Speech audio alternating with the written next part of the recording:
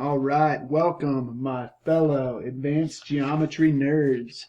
This is your very first notes or lesson for your home learning. Again, I'm trying not to make it too painful on you, but I do want to try to explain some things in the simplest way I can. All right, so we're starting chapter 11, which is similarity. All right, we talk about similar polygons and other similar figures and solids and stuff. So today we're going to start off by talking about ratios and proportions, and then we'll get into how that relates to similarity. All right, so first, as you can see here, a ratio is an expression that compares two quantities with division. Now, ratios can be expressed in a variety of ways, but for our purposes, we're going to use a fraction. All right, so the very first way I want us to represent a ratio would be just like a fraction, like A to B. All right. Now that means exactly the same thing as if you actually physically had written out A to B or A colon B. All three of those things mean the same thing, but since we're going to be doing a lot of math with it, fraction will be the easiest representation for you for ratios because you can manipulate it and do some algebra. All right. Next is a proportion. A proportion is just an equation that shows that two ratios are equal to one another. All right, so for instance, we know that 1/2 is equal to 3/6. All right, and that is a proportion. And you guys, as you'll notice, my handwriting is terrible on this little tablet that I have here at home, so I apologize for that.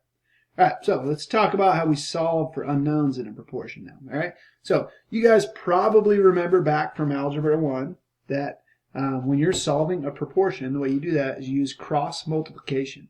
All right, so what cross multiplication looks like is I'm going to take the 5 and the x, multiply them together.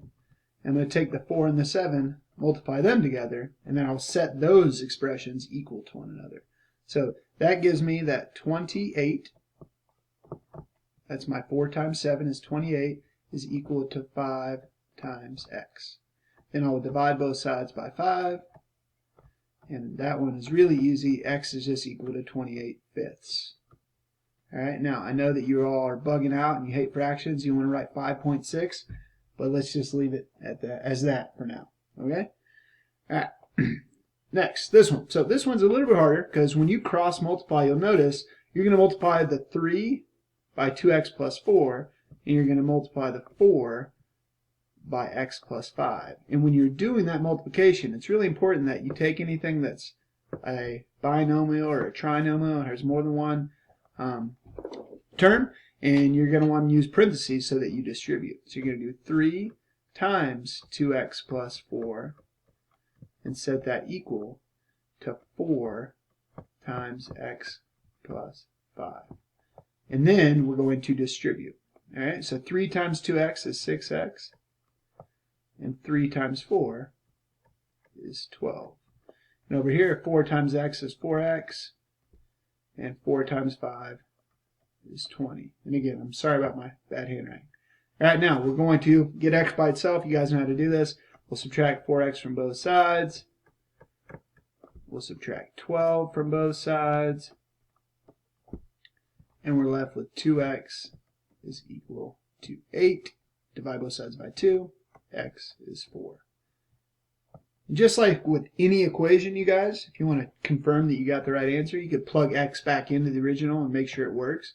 And when you do that, when you plug x into this side, you get 3 over 4 plus 5, which is 3/9.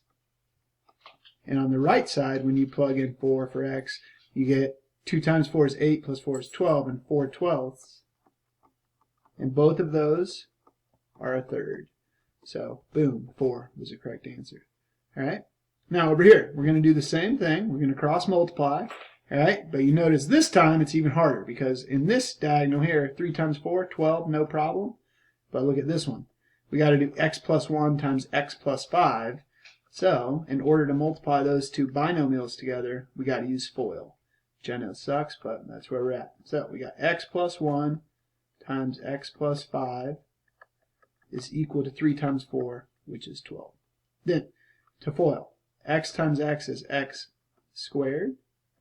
X times 5 is 5x, 1 times x is another x, so that'd be plus 6x. And then 1 times 5 is 5. And that still equals 12. Now, you notice we have a quadratic equation, so we have to solve by getting it set equal to 0 and factor. So I'm going to subtract 12 from both sides, and I get x squared plus 6x minus 7 is equal to 0. Again, I just subtracted 12 from both sides. Then we factor. All right, you guys hopefully didn't forget this over your couple weeks off, but two numbers that multiplied to give me negative 7 while at the same time adding to positive 6 are positive 7 and negative 1.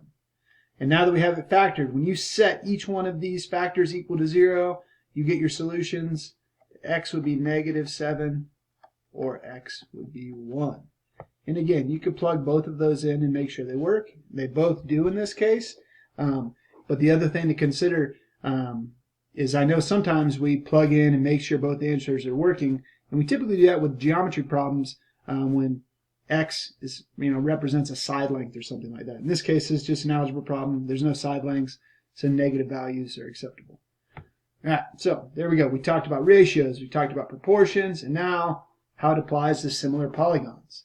All right, so just like the intro video that you saw, similar polygons satisfy there's two parts to the definition, I guess, that satisfy what makes polygons similar. One, all the corresponding angles must be congruent to each other, okay?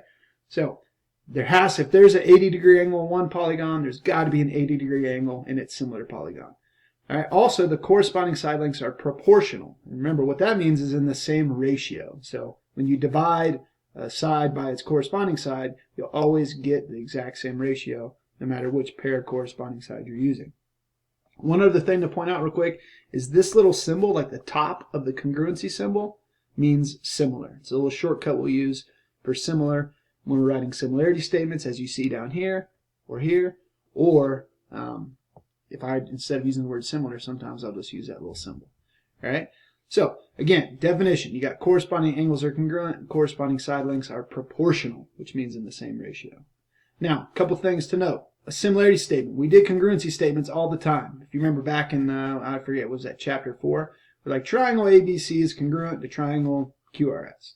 Right? We're going to do the same thing here, but this time we'll use a similar symbol instead of congruency. Right?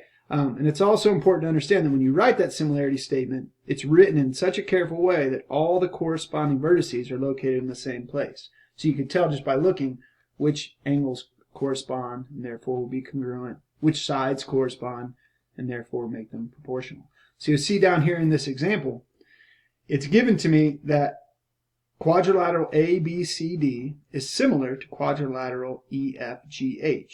Okay? The way this is written is very important because this tells me that angle A has got to be congruent to angle E. And that's what you see over here. And angle B is congruent to angle F. And that's what you see over here. And so forth and so on. So you could tell by that similarity statement which parts correspond and therefore which angles are congruent. It also tells me which side lengths are proportional.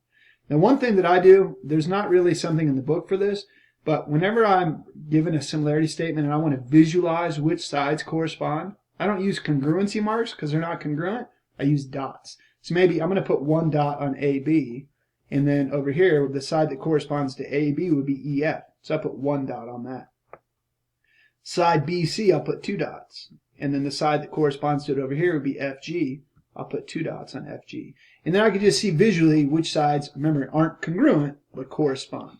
So if these polygons are similar, which it says they are in this similarity statement, that means that AB over FE, whatever that ratio is, has to be the exact same as BC over FG. It has to be the exact same as CD over GH and DA over HE. And if you remember in that other video I showed you earlier today, I made it so that the first polygon was twice the size of the second. So when you did any of the division of side lengths, you always got 2. Regardless of what it is, they'll be the same. All right, and then finally, just a little example to apply that definition of similarity. If I ask you, hey, are they similar? Then what I want you to check is both parts of the definition. Now, part 1 of the definition was, are the angles congruent? Now, you can see here that yes, angle B is congruent to angle Z. They both have one arc. Angle C is congruent to angle W. They both have 2 arcs. Angle D is congruent to angle X, and angle E is congruent to angle Y. So yes, every single angle in this first polygon is similar to a corresponding angle in the second polygon, so it satisfies that first part of the definition. Now the second part of the definition are the side lengths being proportional. So I need to confirm that. And the way I do that is I'm going to match up the corresponding sides and make fractions and see if they all reduce to the same thing. All right, so check it out. This 2 is for side length BC, and you'll notice BC is between one arc and two arcs, and 1 is the corresponding side in this polygon between one arc and two arcs. So if I do 2 over 1, I want to see if every other pair of corresponding sides are in that same ratio. You'll notice CD, this 6 is between two arcs and 3, and over here, this 3 is between two arcs and 3, so 6 and 3 correspond. The other thing to note is that if they're going to be similar, the smallest side in this one has to correspond with the smallest side in this one, and the biggest side in this one has to correspond with the biggest side in this one. So you'll note that, 3 is going to correspond to 1.5 based on its location between those congruent angles, and then 4 is going to correspond to 2. And you'll notice in every single one of these circumstances, when you do that division, they all equal 2. So every single pair of corresponding sides, their lengths are proportional, or in the exact same ratio. So yes, these polygons are similar, and if so, write a similarity statement. So we're just going to do it very carefully and say BCDE is similar, and match it up appropriately. B was one arc, so I'm going to start with Z, ZWXY. Now over here, I'm going to check both parts. All right, you got the angles. You'll notice that all 4 of these angles are right angles, and all 4 of these angles are right angles, so every angle over here has a corresponding angle over here. So yes, it satisfies the first part of the definition. But the second part of the definition is that all the corresponding side lengths need to be proportional. So when matching these up, the smallest side over here is the 4. And the smallest side over here is the 3. All right? Over on this one, the bigger side of the rectangle that's given is 6, and the bigger side over here is 5. So if they are similar, then 4 over 3 would have to equal 6 over 5. But we know that those are not equivalent fractions. This is not equal, which means the side lengths are not proportional, which means no, these polygons are not similar because the corresponding side lengths are not proportional. So it's as easy as that. All right. So in addition to this video, it'll probably help you to read your textbook, section 11.1 in the text. And that will help fill in any gaps that maybe I didn't get to in this explanation. So I hope that was easy enough, you guys, and I hope you're taking care of yourself, and good luck with the practice problems.